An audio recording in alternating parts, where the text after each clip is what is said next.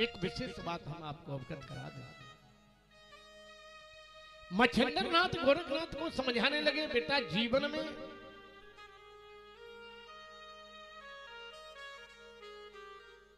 सच यही है, हम जो करते हैं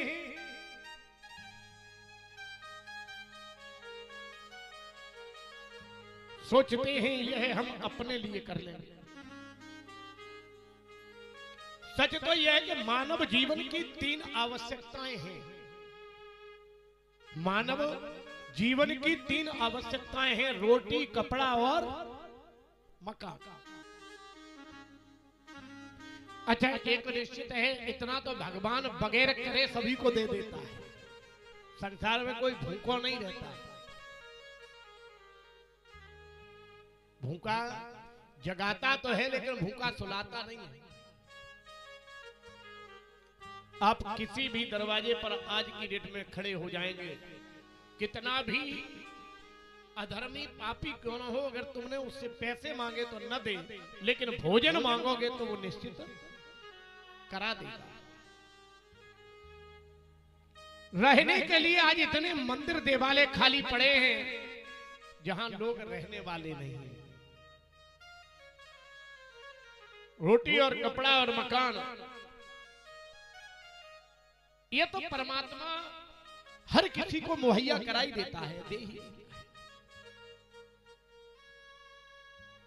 लेकिन जो लोग अधिक धन संचय करते हैं, धन तो संचय करना चाहिए, ये अच्छी बात, लेकिन जो लोग अधिक धन संचय करते हैं और जो अधिक धन संचय करते हैं, बहुत ज्यादा धन संचय करते हैं, जैसे मधुमक्खी। मधुमक्खी कभी अपने आप को लिए शहद एकत्रित नहीं करती।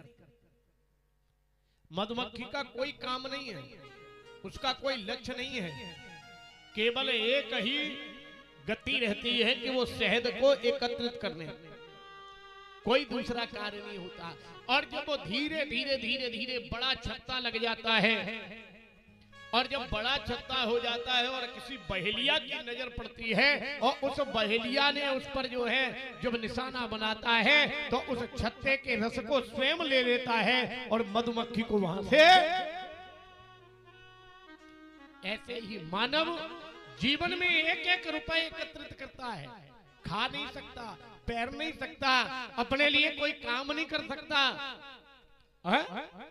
हमने देखे हैं कई लोग वो सबसे ज्यादा धन एकत्रित करने में अपने जीवन को बिता देते, अपने लिए अच्छा भोजन नहीं कर सकते, अपने लिए अच्छे कपड़े नहीं ले सकते।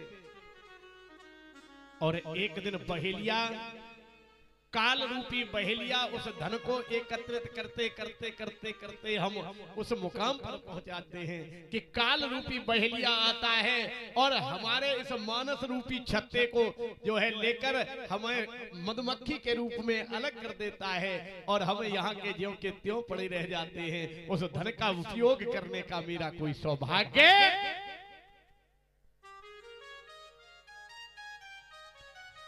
धन की 3 गतियां हैं मेरे प्यारे। धन 3 तरीके के जीवन में प्रयोग करना चाहिए। मच्छिंद्रनाथ समझाने लगे, बेटा गोरख, धन की पहली गति जो है वो है दान। धन अगर तुम्हारे पास में है तो दान करना वाला धन हमारे जीवन का सार्थक धन है। पहली गति धन की है दान। धन की दूसरी गति है भोग। अगर दान करने का मन नहीं है, अगर दान नहीं कर सकते हो तो उसका भोग करो, अच्छे कपड़े पहनो, अच्छा मकान बनवाइए, अच्छी गाड़ी लाइए, अच्छे जूते पहनिए, अच्छा भोजन करिए, अच्छे स्थानों पर घूमने जाइए, भगवान के दर्शन करिए। उस धन को एकत्रित करने के बाद उसका भोग करिए, उपयोग करिए। अगर दान नहीं कर सकते तो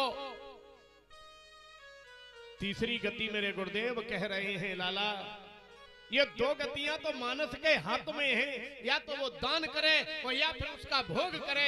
और अगर न दान कर सकता है न भोग कर सकता है तो तीसरी गति परमात्मा के हाथ में है, क्योंकि वो तीसरी गति तुम्हारे हाथ में नहीं रहती है। तीसरी गति है विनाश। तीसरी गति विनाश। जब तुम उसका धन का उपयोग नहीं कर सकते, दान नहीं कर सकते, भोग नहीं कर सकते, तो तुम्हारे मृत होने के बाद उसका विनाश तुम्हारे पुत्र और तुम्हारे नाती कर देते हैं। क्योंकि तुम्हारे बनाए हुए मकान में सबसे पहले पुत्र कहता है बंटवारा होगा। कमरा गलत तुमने बना दिए थे, तुम्हें मालूम थे कि मेरे 3 बेटे थे, तुमने 2 बनवाए, बोले से तोड़वाओ दूसरा बनवाए। चालू मैं जानता हूं, कहना चाहूंगा आपके मकान में आप अपने गांव से आजमा लीजिए।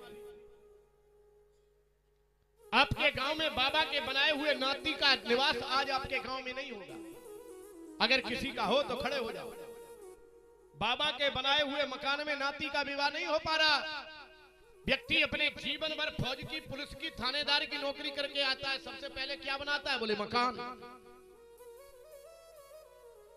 और मकान बनाने के बाद जब बेटों का विवाह होता है और जब बहुएं घर में आती हैं, तो जो तुम भीतर वाले कमरे में बैठे थे वो सबसे पहले तुम्हें धीरे धीरे बाहर वाले कमरे में निकाला जाएगा। और निकालने के बाद में गेट के बाहर कर दिया जाता है। उसके बाद तुम्हारे ऊपर आरोप लगाया जाता है, बोले तुम्हें अकल होती तो तुम्हारे 2 बेटे थे और तुमने सही तरीके से मकान नहीं बनाया, किचन यहां बना दी है? और जीना तुमने इधर से इधर कर दिया। ये हमारे रहने लायक व्यवस्था नहीं है? और वही बेटे और वही बहू जिन्हें तुमने अपने जीवन की खून कमाई से न खा सके, न पहन सके, न भोग कर सके, न उपयोग कर सके, तूने दूध नहीं पिया, तुमने शाम को भोजन अगर व्यवस्था नहीं हुई तो होटल पर नहीं खाने गए, बोले 2 से खर्च हो जाएंगे। और उस पैसे को एकत्रित करने के बाद भगवान की कथा में गए तो 10 रुपए चढ़ाए नहीं, बोले कहीं कम ना हो जाए, 500 का है, टूट जाएगा, गड़बड़ हो जाएगा। प्रभुत्व की सत्संग को स्वीकार नहीं किया, दान नहीं किया, भोग नहीं किया, लेकिन तुम्हारे जीते जी तुम्हारे सामने तुम्हारे बेटों ने विनाश।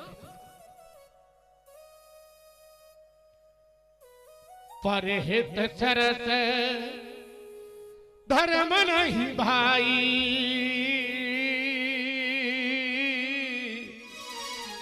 पड़ पीड़ा नहीं धन अधिकाई।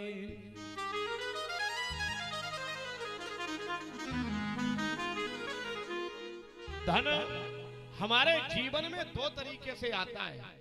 मानस के जीवन में धन 2 तरीके से आता है, या धन हरण करके या धन बरण करके। हरण माने बेईमानी करके, चोरी करके, किसी को दबा के, किसी को सता के। या तो धन आता है हरण करके और या धन आता है बरण करके। बरण माने मेहनत करके, मजदूरी करके, व्यापार करके, बिजनेस करके। और जो धन बरण करके आता है वो धन हमें लाभकारी होता है। वो हमारे जीवन को ही नहीं, हमें ही नहीं, हमारी आगे वाली पीढ़ी को भी आगे बढ़ाता है। और जो धन हरण करके आता है, मेरे प्यारे आपको मालूम हो, बरण करके भगवान नारायण लक्ष्मी जी को अपने घर ले गए थे। बरण करके भगवान नारायण जयमाला डलवा कर लेके गए थे लक्ष्मी जी को, और वह लक्ष्मी जी क्षीर सागर में भगवान नारायण के पैरों को दबा रही हैं, सेवा में है। जो बरण करके आता है धन, जो बरण करके आती है लक्ष्मी, वो हमारे घर में सेवा के भाव से आती है।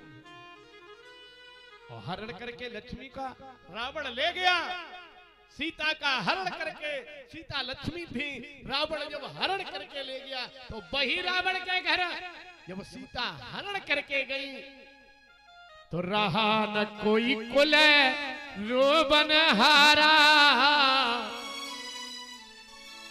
एक लख पूत सबा लख नाती, ता रावण घर दिया न बाती। ऐसे रावण के घर में कोई दीपक जलाने वाला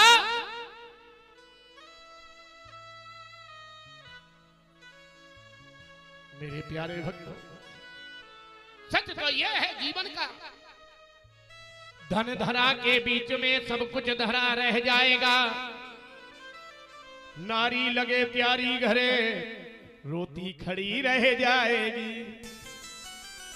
जिस देह पर करता गर्भ यह खाक में मिल जाएगा।